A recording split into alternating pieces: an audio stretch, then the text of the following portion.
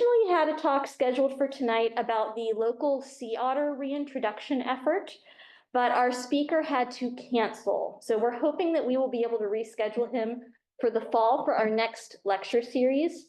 But we are very, very glad that we had Jim Campbell-Spickler be willing to step up and fill in. Because we didn't want to miss a lecture. We've actually never had to cancel a lecture in our lecture series in the 14 years we've done this. So we weren't going to start now. So thank you. I'm delighted to welcome Jim Campbell-Spickler here tonight. I have the honor of working with him here at the Sequoia Park Zoo, and he brings just great energy and optimism to wildlife conservation, and it's just fantastic. We're lucky to have him as our zoo director. Jim earned his Bachelors of Science degree in wildlife and his Masters of Science in biology at Humboldt State University, which is now Cal Poly Humboldt. His research is focused on redwood forest ecology, and he has decades of experience as a rope access professional and has collaborated extensively with different researchers all around the place, as you're going to see in this talk, to safely access raptor nesting sites. He's also a drone pilot who has worked as a rigger and cinematographer on projects with National Geographic, BBC, and Discovery. So we can't wait to hear more about this amazing work. Thank you, Jim. Yeah, my pleasure.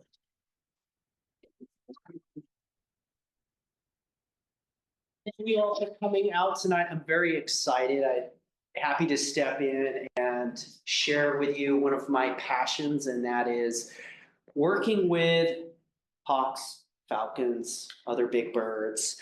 And it's something that I've been doing now for almost 30 years. So I'll tell you what, let me get this going. Okay, and yeah, and the story today is really going to be accessing canopy and cliff sites for wildlife conservation. And I've got to figure out this remote. Maybe. All right. So a little bit about me. I grew up in the Mojave Desert. I know, when I came up here, first 45 days I was here, I experienced more rain than I had in my entire life.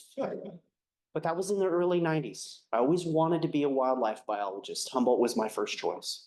So I came up here, but I loved climbing rocks and I loved herpetology. So I always wanted to be that wildlife biologist. So fast forward to coming up here, getting into the wildlife field. I was lucky enough to be able to use some of my climbing skills with research. Some of the first projects I worked on were with common raven. It was a desert tortoise project. They're a predator of tortoise. So I got to climb at a very early age. I was like 16, supporting scientists, climbing crazy cliffs, power lines, power towers that I was not supposed to climb. I didn't know that back then. And things like yucca trees. So had a lot of fun. And then when I came to Humboldt, I started working with marbled murrelets, the red tree voles, who were doing lots of tree climbing. So that's a little bit about me. What I'd like to talk to you tonight and explain to you is like nest access, the different types of nest, Iris nest. I'm just going to say nest. Some things are called Iris. Then I'd like to go into handling these young birds and the proper way to do it. There's definitely theory and techniques for that. And then some of the field research techniques and why we're doing this. And we climb into the nest and work with young birds. There's purpose there. It's not just, it's fun, it's rewarding work, but there's a reason why we do it. There are impacts.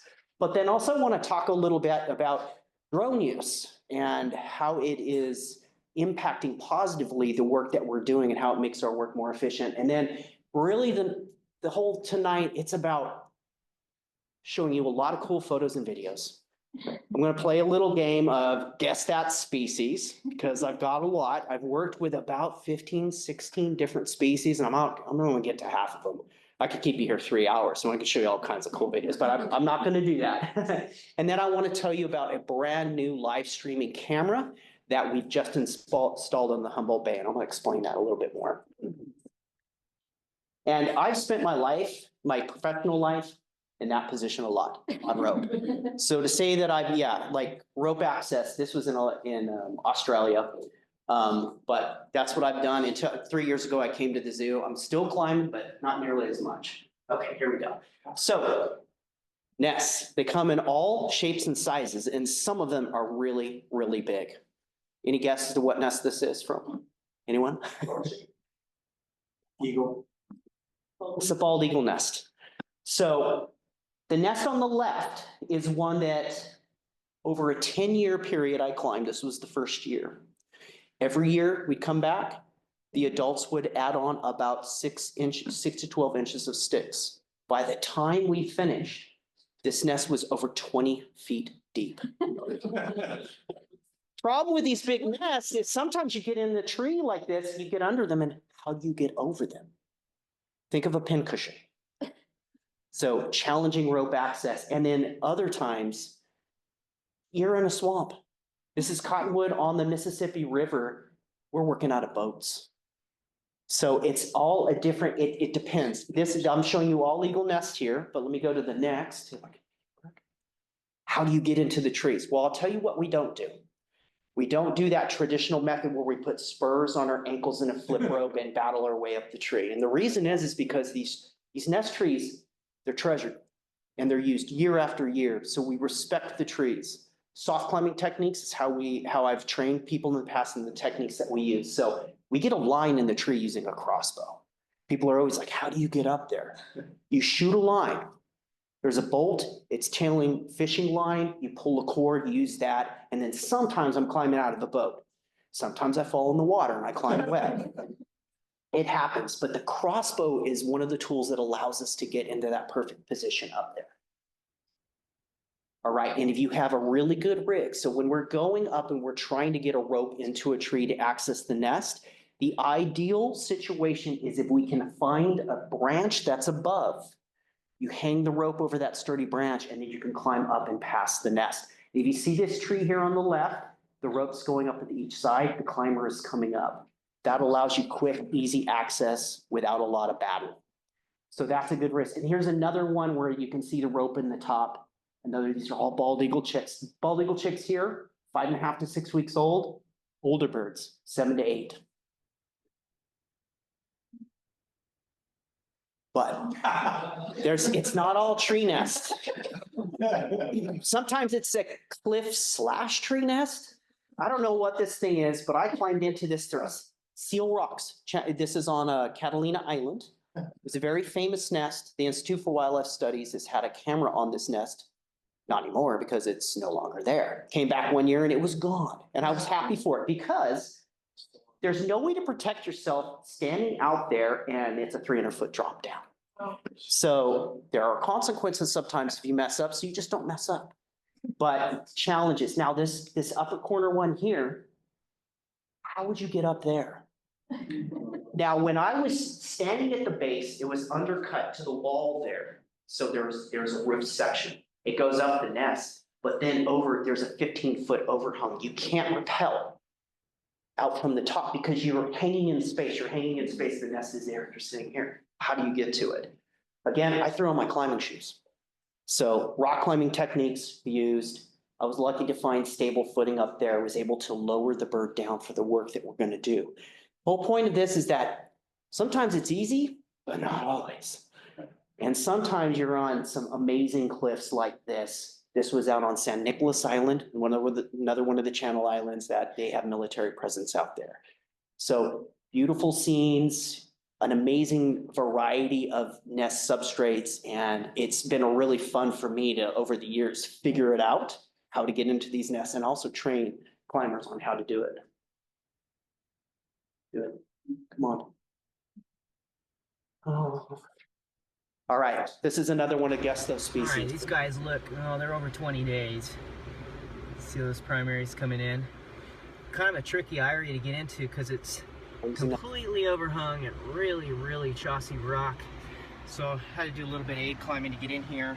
I got my nice bolt kit with removable bolts, and couldn't come in straight off, so I had to come in on the side. So several aid positions, but yeah, you can see really chossy.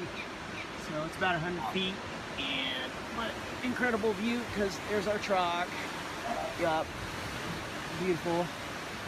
And they just are in this little hole. Pretty amazing. But I don't know. It's one of those entries with some consequence, I suppose. Don't want to mess up. There's water out there. Maybe. Right there, actually. Yeah. So here's the challenge. Another day in the islands. Heading down a really loose cliff. What I mean by that is it goes long. But when I get to the nest, again, I'm from here to the wall. How do you get in? Utilizing aid techniques, equipment that you can put in the room. I had a small hammer drill that's commonly used with the rock climbers doing aid. Little tiny holes in the rocks, and you have these things called RBs, removable bolts. Slip them in. When you take them out, nothing's left there. It's just a little hole. So challenging work, super fun, a little bit dangerous. Yeah, any guesses on the species? What, any guesses on the species? That's a good guess, not osprey. You got it. Yeah. It's that noise. It haunts me at night. I'm like, oh. Yeah, they are super fun. The adults can be aggressive, and I'll show you a little bit of that later.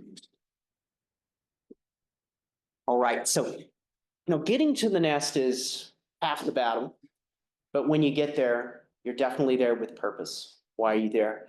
And it depends on the species, but really every time it's time for introductions. What I've learned over the years is you must be calm. Fear is something that is sensed and it's returned to you. So your energy, the energy you give to the animals, is often what you get back. So talking's okay, but you talk calmly. Don't show a lot of teeth. I've learned that. Don't wear a big orange helmet. Seriously, white helmets tend to work better. You take your time. When you rig a tree properly, or when you rappel down a cliff in a good position, it sets you up for success. Some sites are really, really difficult to get in and you're struggling. But what I tell people, the climbers that I've had on my team, if you're not feeling it that day, don't do the work. Don't take the day off. If you're feeling frustrated, because all of that anxiety, you turn it back and it comes right back at you. That's why we don't tend to work super long days, because people get worn out when they're on their 9th nest. It's like, you know what, it's okay. 8's enough. Don't need to do that 9th nest. And yeah, this bird right here, this was DC-9 was the name of the bird. A few years ago, National Geographic called me. This program right here, anybody heard of Extraordinary Birder with Christian Cooper? Yeah, so it's on Disney Plus right now if you want to watch it. Look at the Washington, D.C. episode. This was at the National Arboretum, and they asked me to come in and work this up for this program. So it was a really great time, but it's just a great example of just, you're sitting there, you got to just get connected with that bird and just, yeah, take your time. Go. Do my bidding. Wow. Oh. And if it goes right and energy's right, this is an example of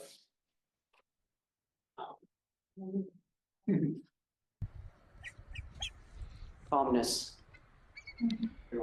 What happens? Fear is always the first response. But if you take your time, what happens is their curiosity creeps in. They realize maybe this thing is not here to eat me or harm me. And it's more curious. They've never seen a big mammal in their nest. Down on the ground, we'll figure it out. 2 male bald eagles between about 6 weeks old. I say males, it's based on the shape of the bill, but we do measurements and we can tell. All right, so the nest entry, removal, the banding, and the returning of the nest, there's a really good video out there. I'll just save time. I'm not gonna go over in detail a lot of those things. If you're interested, you can take your phones, you can use this QR code. It'll take you to a YouTube channel, or you can just go to find me, Jim Campbell-Spickler, and check this out. This is actually from the Humboldt Bay Eagle nest that was that we did in 2015. This video just has a lot of good information. It shows that the process from beginning to end. So if you're interested, check it out, or yeah, search me. So what do we do when we get the birds out of the tree? I'm going to tell you why we do it, but I'm going to tell you what we do when once we have the birds in hand. It depends on the study. But for pretty much all studies, especially with eagles, we're taking certain measurements. Helix measurement helps us, and foot pad length helps us determine things like sex. We also will take genetic samples to confirm. We're also putting bands, metal bands. The federal bands are very common. For some studies, we will use colored bands like this. And a technique that none of us really like a lot is patagial tags.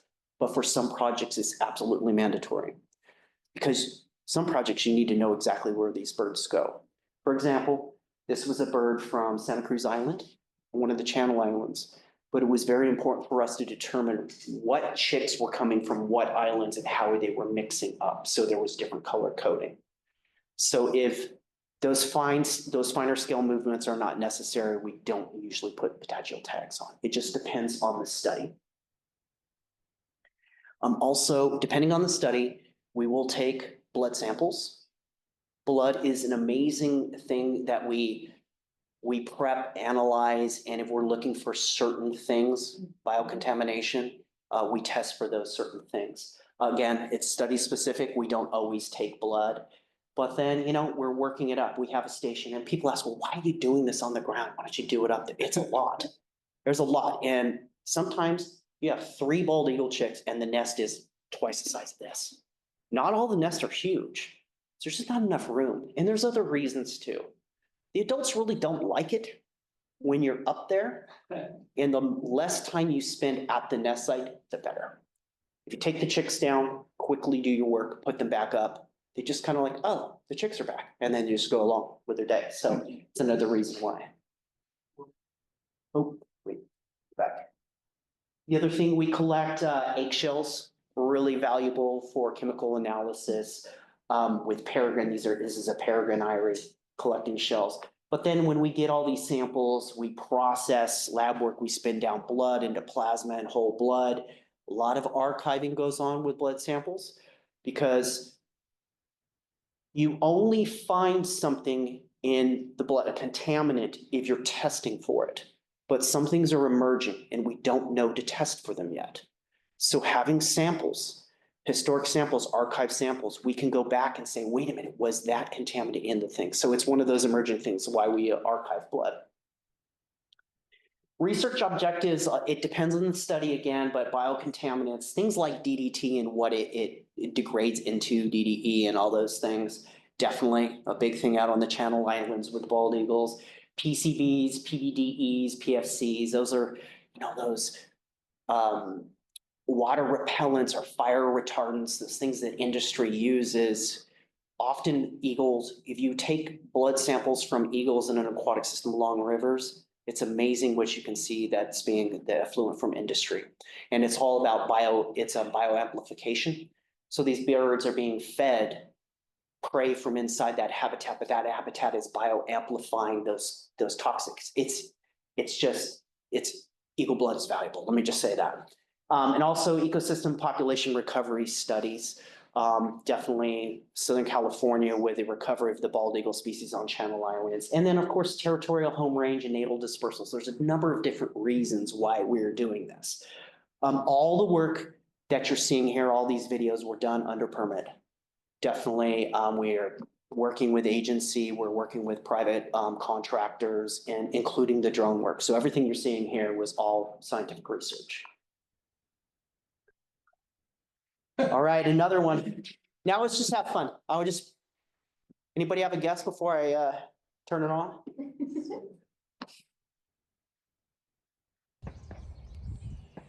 Notice the pocket gophers. The record is 13. Gone up to a nest, 2 chicks, 13 fresh pocket gophers. It's like, wow. Wow. Right? Aren't they cute? Young.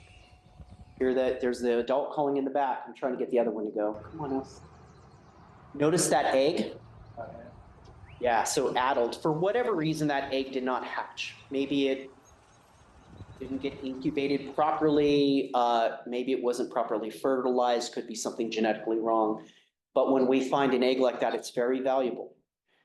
When you do sampling, like if you take and sample the blood from a chick, you're often seeing what is coming from the items that they're being fed. But when you have an egg, you can test for contaminants on the egg, and that's telling you what the parent, the mother, what the female had. So it's a way to test the adult too, because we're not working with the adults in these studies. So eggs are valuable. We always collect them. It's a horrible day when you accidentally break it. It can be really bad. So we go to great lengths to not do that. Species? Same one. So listen and then have a guess.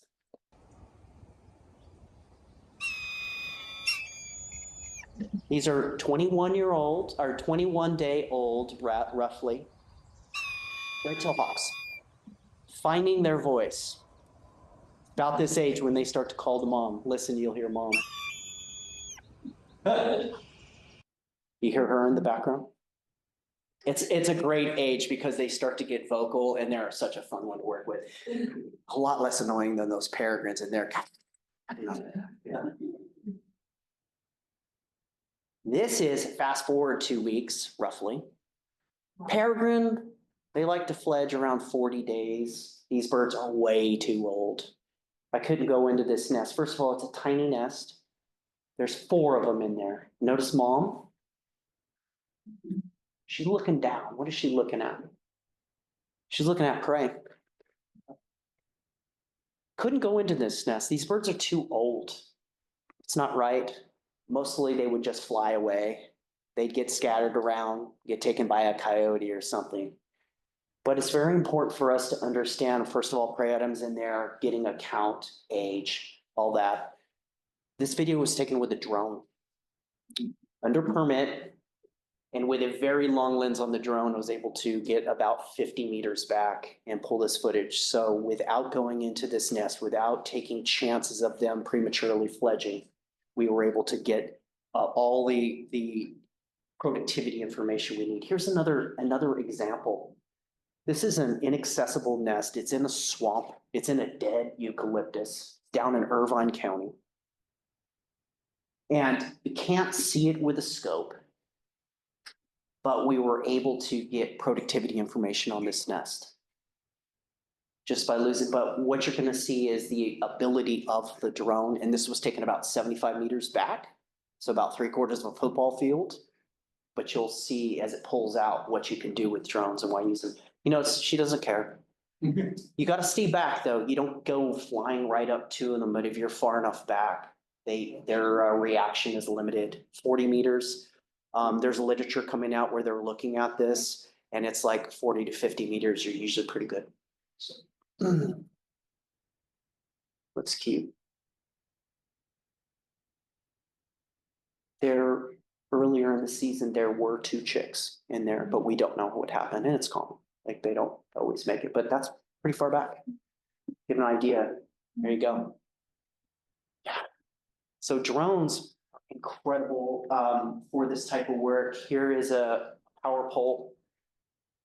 There's no way you can't climb these things. I mean, I did when I was a kid, and I'm lucky to be alive. And you get in trouble. I didn't know. I grew up in Barstow. I mean, I'm like, hey, I'm going to climb that, right? But look at the stability of this camera. Notice the back hopping around. This camera locks on, and we're able to get detail. Now, if that adult had a color band on the leg, we could read it. It's very useful.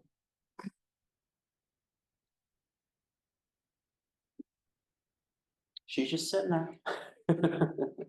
Not really concerned with us, looking around, making sure that her young are good. Love it. Again, red-tailed hawks. They're around about 23 days, 24 days.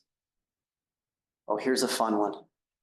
The latest one, again, this sighting, 15 years they've gone without finding the nest of the species. Very hard to find. But we were able to utilize a drone to look in the very tip top of this oak tree even knowing the nest was there, when I climbed to the tree, it took me 20 minutes to find it. What'd you say? Yeah. You got it. Their populations decreased by something like 40% in the last 30, 40 years. So they're still not, I don't think they're listed, but a really cool bird. One I've got to with a couple times. Here they are, the little chicks, sleepy. So when I go up, we let them feed, came back about an hour later. Mom was out hunting. Quickly banded and got out. Yep. Kind of fun. All right, what's this one? Any guesses? Screech. Western screech. Super fun, docile. They just kind of have that blink that they do. One eye, follows the other. They're just super fun to work with. And yeah. So little pygmy owls taken out of a nest box that we visit and ban each year. We don't do any sampling with these. No blood or anything. Did you say the species again? Screech. Western. Oh, okay. All right, here's one. No, right, look right here. You see the other one pipping? And you'll hear a bird in the background you might recognize. Yeah. Hear the peregrine in the back. So this was on Kappa, one of the Channel Islands. Yep. We had to walk on the margins of a gull colony. It's California gull, Western gull, one of those. Can't see it. But you get pooped on. Oh, it's not necessarily good. We do our best. We get away from this pretty quick, but we were kind of sheltering in a place for a moment, getting to the peregrine nest. But just a fun species. When it came back by about 45 minutes later, there was another chick that looked just like this one. And it had hatched and it looked, seriously, it was like two of them. It looked like that. I was like, wow, that was quick. Yeah. So yeah, just, all right. It's not a red tail. Got it. Good guess. Pretty. They are fun. They're a little bit jumpy and they tend to be like 3 or 4 of them in tiny little nests. And you got to rig the tree well, get in a good place. But one of my favorite species to work with, their little nails are sharp, though, little hypodermic needles, and they don't grab you at this age. But man, they are fun, and I just love them. They're so cool. These are getting older, getting close to 30 days. Is that the trachea in its mouth or a rolled tongue? Oh, no, there's no trachea. Yeah, it's well, I can't remember the term, not glottis. You know the, yeah, you know the where when you were doing intubating, yeah, it's yes, it's not a prey item. It is part of their body, yeah, for sure. All right, I'm showing you this because that drone makes life so much easier because I don't have to walk across this landscape for a mile. And there was one time where we walked 1.5 miles, encountered 13 Pacific rattlesnakes. This is snaky country. When you go down to San Bernardino, Irvine County, San Diego County, when we're doing banding down there, the snakes are amazing and they're everywhere. So the snake on the right, I'm sorry to show you something gross, but it's, no, do it. Anyways, it's moving. So fresh prey. So, but what you must be careful when you're going in, sometimes the head's there. And if you kneel on that or you put your hand on it, you can actually get venom. So we're always careful. A lot of these hawk nests have snake remains in there. They're eating a lot of snakes. So show you this because, okay, you kind of freaked out. You're walking through and there's a rattlesnake. Oh, there's another one. You know, you put your backpack down and oh, shoot, there's another one. So then I have to work with this species. All right. I got to try to make these play at the same time. Listen and listen. Michael's way back there. Thing making noise. Way back there. At least 20 feet. I'm about 10 feet in. But man, he's back there. Who knows? Wish we could see. It is a poopy I don't think anybody's back there today. This is the other side. Hell yeah. Oh, I don't know what I'm excited about. It's not a little passage, but nothing there. So.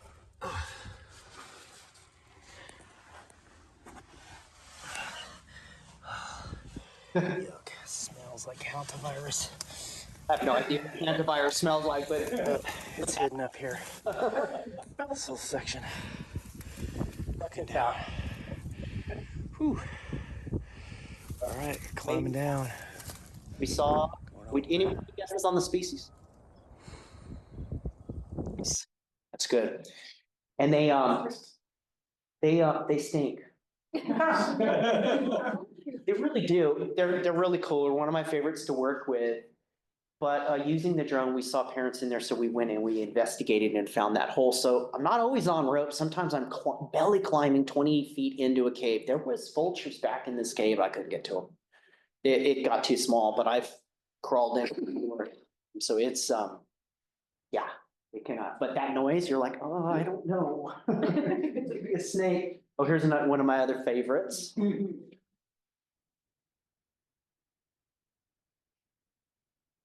But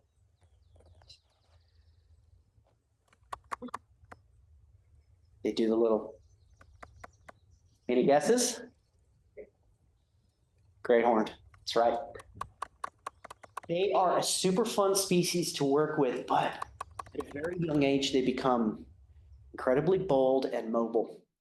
They like to jump around. They become great walkers and climbers before they can become flyers. So it's not uncommon to come and get this little fluffy guy, and the nest is up in the tree, and he's like hanging out at the bottom, and mom's feeding him. And they are tough when you go up to a cliff nest, and there you got 3 or 4 of them sometimes in there, and you're like cats. You're like, no, and try not to get them to escape. So one of my favorite species there, and I love their little noises. Here's a fun one. Another drone investigation before we climb, because we cannot see into this eyrie or this nest with it. So there's a couple giveaways to this species. See if you can figure it out.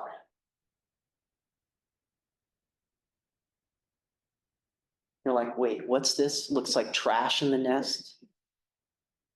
That's right. It's raven, young ravens. It was a known red-tailed hawk, an old red-tailed hawk nest, but it was occupied by ravens. Yeah, so pretty fun.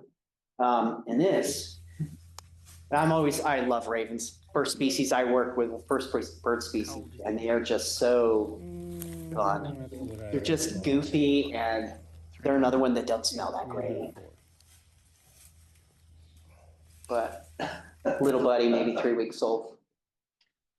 So you notice the capture bags that we use, soft bags? It's the best way to do it. Yeah, for us. Uh-oh. Another one that makes weird noises. Who said it? Barn owl. Yeah. Barn owls? I believe they're cute. Yeah. Oh my gosh. I've heard some of you. Pretty much, yeah. I work with, what he said is like, can you please not put that bird over my head? They like to poop. Yeah, but. That noise. I hear that, my place up in Klamath, I hear it like at night. Sometimes you hear that, like the adults are out making. All right, here's another one. Any guesses on this one? I'm gonna play the upper golden. That's right. Yeah, it's golden. It's a good guess. Notice that the young, the down on a golden is white. Bald eagles, they're gray. So that's one way to tell. And they're beautiful, amazing birds. Another one I like to work with. This is down in San Diego County. The year before in this nest, it's very important for us, and we use patagial tags on this nest because we're trying to figure out where they're going, where they're dispersing to. The bird was a little bit old. It flew around the mountains. We ended up finding it like 2 hours later, so.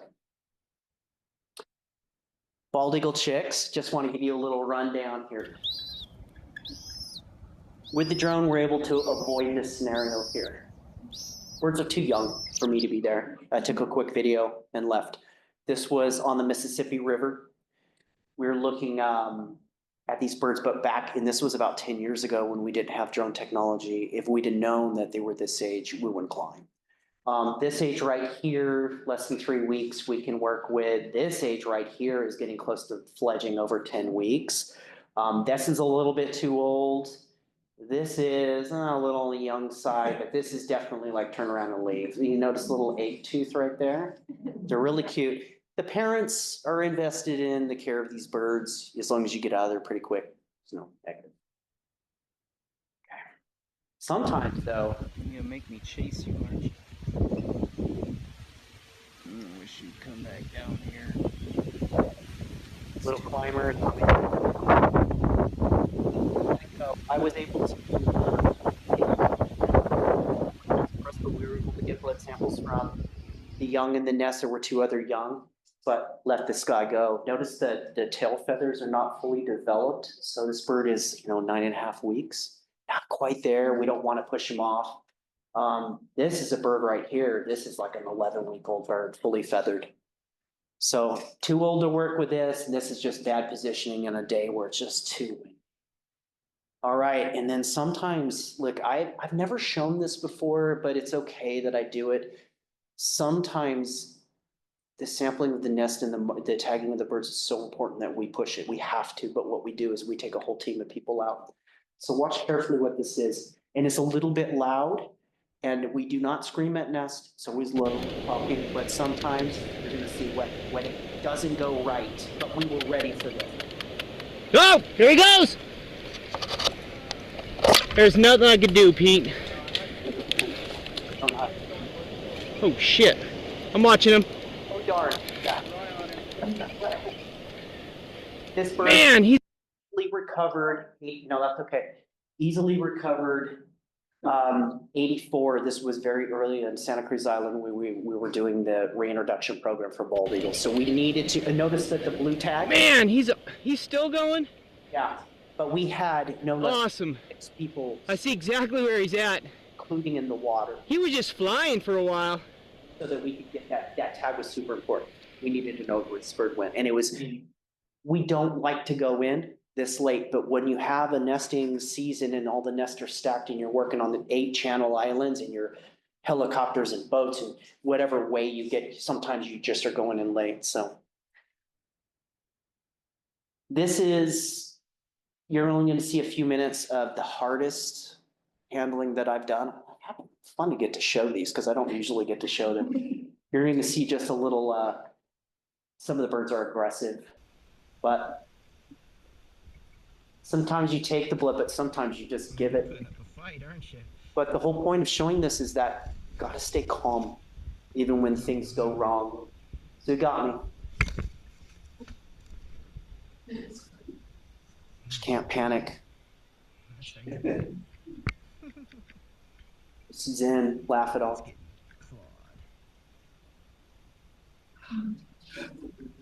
Feisty.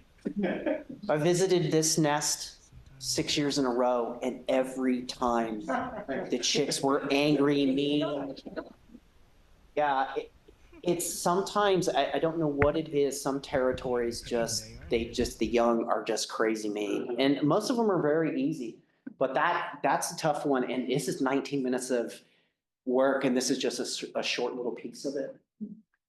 Okay, sometimes you go into a peregrine, they're aggressive, and they're not gonna let you.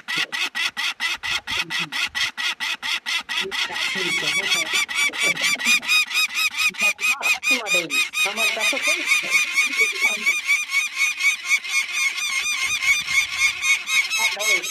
Yeah. We've been working on it.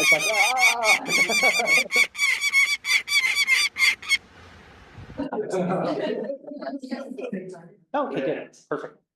So peregrine falcon, keep going.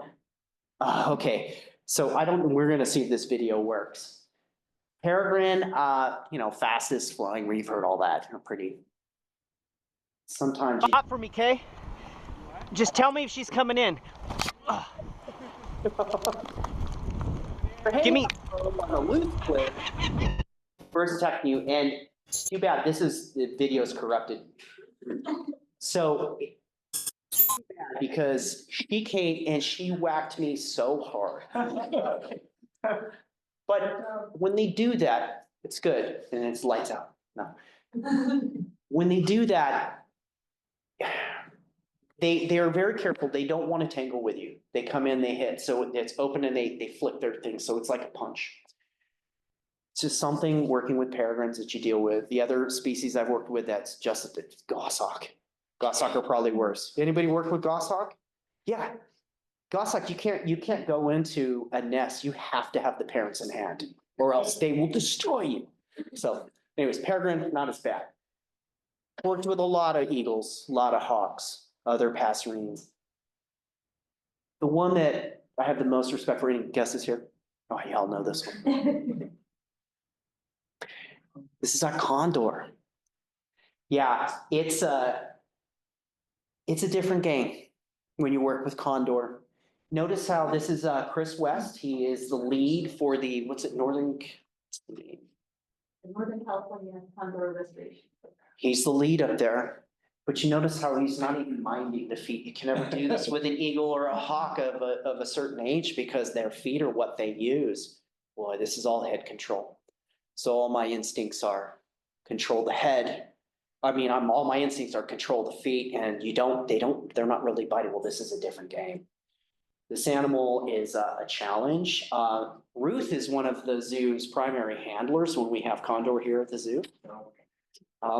I love this picture because it's such an amazing species to work with, and we're very lucky at the zoo.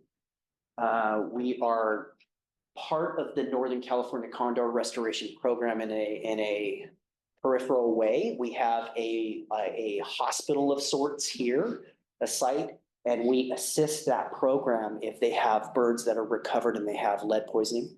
So we can do things like chelation, medical treatments, maintenance, those types of things if called, if a bird needs to be isolated. So on occasion, this group brings birds to us. If you want to support our efforts, you could scan that, or if you feel like giving, definitely go to the EuropeTribe.org and their restoration program. We're always looking for funds, but just an amazing bird to work with, and it's fun at the zoo every once in a while. We don't like to use our facility because that means that the birds need help, and we'd rather them not get lead poisoning, but it's happening, and we've used our facility several times. All right, so everybody likes this one, and the work is super fun, but sometimes it happens. Call the first one to Yeah, that's part of the game. The handlers, we're eating lunch sandwich covered in poop, and I've had that directly in my face, mouth open. It happens. You get covered in it. You take changes of clothes. It's kind of funny sometimes, but sometimes it's not when it's in your mouth because it tastes as bad as it smells. Let me just tell you that. Okay, so that's pretty much my presentation for tonight. Just wanted to share all that, but I'm going to tell you a little bit about the Nest cameras that we have. So does anybody remember the Humboldt Bay Eagle streaming camera? I know Elizabeth, there's several of us here that were part of that. So we know that in 2006, one of the first known bald eagle nest, successful nest, showed up on the Humboldt Bay at a private property. Its first nest in like 40 years, something like that. We don't know for sure. But from that period, 2006 to 2016, they fledged on average like 2 chicks a year. Starting in 2013, we had a streaming camera up there, and there's a couple people from that group here. We called it the HBE group. So in 2016, they stopped using that nest because the tree had deteriorated so much. It was a Doug fir snag top. And the nest was getting heavy, and I think that they sensed that maybe it was time to find a new nest. So they packed up and they moved. Same territory to another nest. A couple years ago, the new landowners contacted me, and they were very interested in reviving this streaming camera because it was so popular. But with that camera, what we were able to see is like courtship, egg laying, incubation. We got to see hatching, and this is live streaming, and they're very powerful cameras with tight zooms, so we could zoom in and see the little egg tooth and everything. So fun to watch. And community, we see hatching, the other and the feeding, then they turn into these gray little monsters. And then in time, we get to all on camera watching this process of them getting fed by mom and dad, and then finally leaving. And we watched this for several years. So we're doing it again. We've got a brand new camera. We're not calling it the HBE, the Humboldt Bay Eagle camera, because it's a near SPZoo. But if you were interested, definitely go. No, go back. Do my bidding, come on.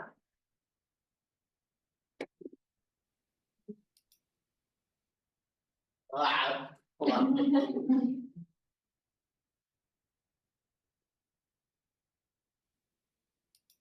Well, no, this doesn't.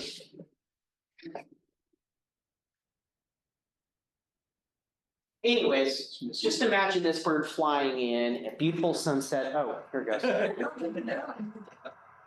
Yay, it's a little bit, but this is our new camera. We're looking at Eureka. I think we're like, the bridge is out there. We're looking towards that southwest. Beautiful nest site. The birds are just starting to come back to the territory. We've had the nest up several weeks now. And so this is the male coming in. He's been feeding up there. There's a female flying around. He keeps calling, trying to get her to come in. So it's the beginning of this nesting season. And again, we're going to be able to share with the world anywhere. As long as you got an internet connection, you can watch this live stream. So it's a fun thing we're doing here. It's called the SPZoo Bald Eagle's Nest. If you want to find our Facebook group, you should just search for SPZoo Bald Eagles. But if you go to the zoo's website at redwoodzoo.org, you can find the live stream. I think we have it up there. Look on our YouTube channel.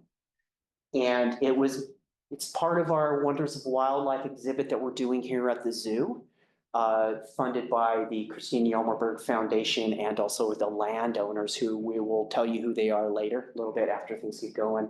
And the zoo is hosting the stream along with the city. So we're very excited about this opportunity and to build that community again. And people are just, super stoked. So I got time for questions. I'm going to let this next thing just play for questions. And this is a very typical just entry and handling on Lake Superior. I've got a spotter boat up there. But I figured let this play. It's a little long. If anybody's got questions or if you're way too distracted by this, then yeah. Any questions? We'll start here. Really great presentation. Thank you. I'm really glad that you're bringing up the use of drones. It's definitely becoming a more popular approach to replace traditional monitoring. What would you say that you're trying to do in terms of implementing recommendations from drone literature or guidelines when it comes to operating around wildlife? We are just taking like detailed notes about reaction, but there's a lot of publications that are coming out. We've got the permissions to do it, but we're using common sense right now and just not harassing the birds. It's amazing. It doesn't really impact behavior if you stay back. But what it does is it saves us from going sometimes into territories like walking half a mile through scrub brush where that seems to impact the adults, because what is this thing in our territory? We take a drone and in 5 minutes we're in and out of a territory and we're not walking into it. So we're seeing the advantages of this, and the cons, there's lots of pros. The cons are a few. I mean, we haven't really experienced any yet. No attacking. They're not attacking the drones. Most of the time they don't even notice. They don't care. Yeah. Did that answer your question? Yeah, thank you. Yeah, we are keeping like field notes, but we are not, we have the permissions, we're not using, we're not publishing it right now, but there are publications coming out for sure. Yeah, I actually was fortunate enough to work on a drone review recently, so I'm glad to hear you're making observations Yeah, and yeah. distributing information, and would urge anyone who's using drones to just like tell everyone what you're observing and seeing. Yeah, definitely. Hopefully more guidelines kind of come out and we'll start to recognize the trends and stuff. Because There's they're a, awesome. there's a lot of, the publications I've seen are more on techniques with, photogrammetry, like, using the drone as a tool, but not so much for observation stuff. That's starting to come out now. If you have, I'd love to talk to you afterwards. If you know any good publications of behavioral stuff, I'd love to hear it because I haven't kept up with the literature over the last year. Yeah, it's moving fast, so yeah. it's definitely a drone field. Awesome. Thank you. Yeah. I know Elizabeth, you had a question. Do we know if the male plays room is the same male that We don't. we remember? We don't, and I don't know that there's any real way we could tell. With the female, as you know, the wonky feather, I did see her 2 years ago when I first visited the site, but I have not seen her this year. So she's getting old. It's 20 years on, so it could be, could be a switch that's happening. Yeah, yeah. So, do you ever consider putting a boat on them like the falconers do to keep them calm on their head? We don't usually do it. We're moving quickly and it doesn't seem to help. So, and also it's a technique that sometimes will get used and some researchers like it, but for us, it doesn't seem to like really calm the birds at all. It's just bad. And sometimes it's like, they don't like it. So, yeah. I heard that with eagles, sometimes the young will predate siblings. Is that a function of how much food is available? Have you seen it? I haven't seen it. I've gone into nest and there have been dead young. Often it's associated with derelict fishing gear, unfortunately. So you'll have an animal that's ingested a hook, it's good wrapped around it, those things. And also HPAI in some nests, which is unfortunate when we encounter nests where there's a bunch of dead birds, we have to go into a cleaning protocol. But I've never seen evidence of one chick depredating the other, something that I can say definitively.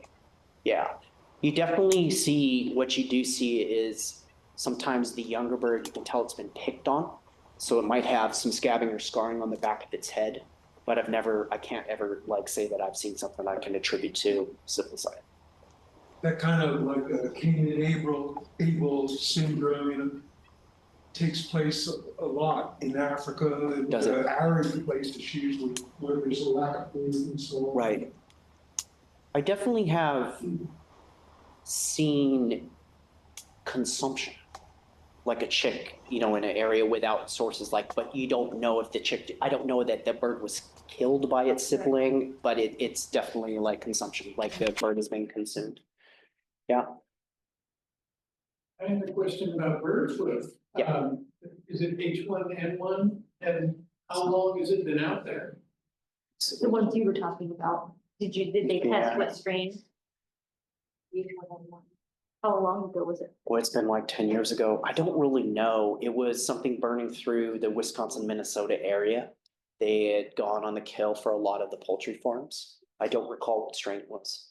But under that year, we had like very strict protocols. If we went in and, we found chicken feathers in this one nest and all the young were dead.